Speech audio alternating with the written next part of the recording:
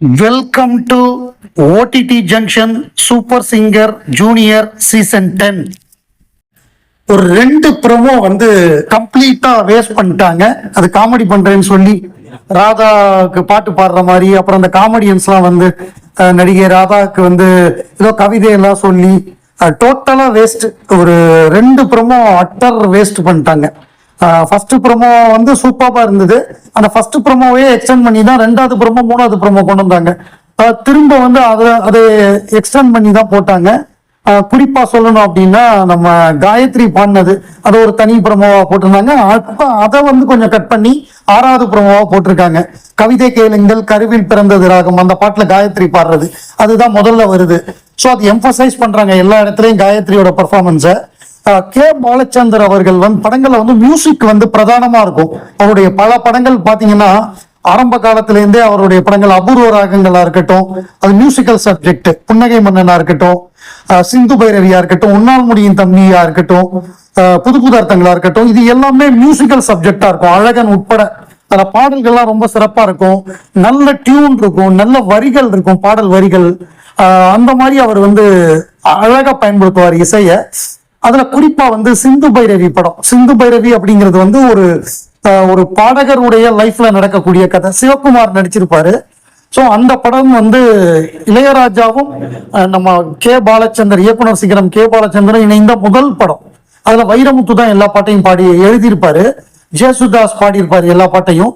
அந்த படத்தை பொறுத்தவரைய அது ஒரு பாடகருடைய லைஃப், அதுல ஏற்படக்கூடிய சில நிகழ்வுகள், அதனால ஏற்படக்கூடிய மாற்றங்கள், அது மியூசிக் தான் பேசிக்கா இருக்கும்.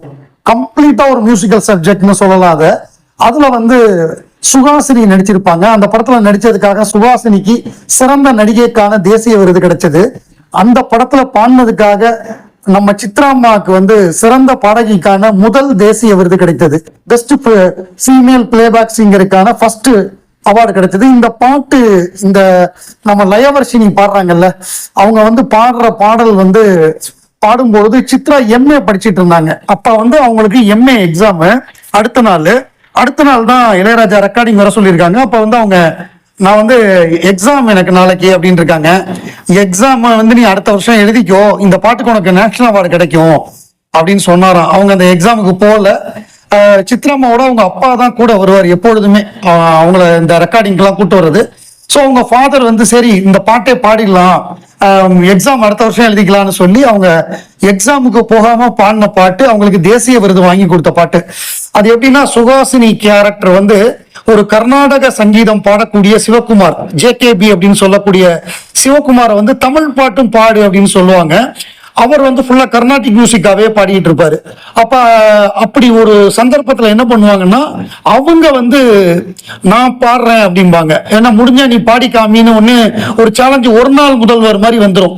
எப்படி முதல்வன் படத்துல நீ முடிஞ்சா ஒரு நாள் முதல்வரா இருந்து பாரு அப்படின்னு சேலஞ்ச் பண்ற மாதிரி, அவங்கள பாட சொன்ன உடனே நானா பாடுறதா அப்படின்னு யோசிச்சுட்டு டக்குன்னு அவங்க பாடுவாங்க. அவங்க என்ன பாடுவாங்கன்னா, பாடறியேன் படிப்பறியேன் பள்ளிக்கூடம் தானறியேன்னு அந்த பாட்டு. அதை பாடிட்டு அதை முடிவுல எப்படின்னா கர்நாடிக்கா கொண்டு வந்துருவாங்க. மரி மரி நின்னு அப்படின்னு தியாகராஜ கீர்த்தனையில பாடி அந்த பாட்டை முடிப்பாங்க. சிவகுமார் மிரண்டு போய் பார்ப்பாரு. சோ உனக்கு இதெல்லாம் தெரியுமா அப்படின்னா, அதுக்கப்புறம் அவர் ஒத்துக்குவாரு. அவரே கேட்பாரு சுஹாசினிட்டே, எதுல இருந்து ஆரம்பிக்கலான்னு. பாரதியார்ல இருந்து ஆரம்பிங்கன்னு. பாரதியார் கவிதைகள் அதுல உள்ள பாடல்களை அவங்க பாடுவாங்க. அப்படி ஒரு தேசிய விருது வாங்கி கொடுத்த பாட்டை லயவர்ஷினி ரொம்ப அழகா பாடுறாங்க. எனக்கு தெரிஞ்சு பயங்கர சேலஞ்சிங்கான சாங்க எடுத்திருக்காங்க. இந்த லயவர்ஷினியா காயத்ரியா அப்படின்னு இந்த போட்டி ரொம்ப ஒரு சுவாரஸ்யமான கட்டத்தை அடைஞ்சிருக்கு. யாராவது ஒருத்தர் தான் 5வது போட்டியாளர் அப்படிங்கிற மாதிரி இப்ப சொல்றாங்க. பிரியங்கா திரும்பி வந்துட்டாங்க. ஒரு கம்பேக்னு சொல்லலாம். நடுவுல கேப் விட்டு இருந்தாங்க, இப்ப திருப்பி வந்துட்டாங்க. அவங்க வந்ததை பார்க்கும் பொழுதே இந்த 6வது ப்ரோமோ நல்ல மகிழ்ச்சியா இருந்தது. ஸோ இந்த பாடல் லயவர்ஷினி சூப்பரா பாடியிருக்காங்க.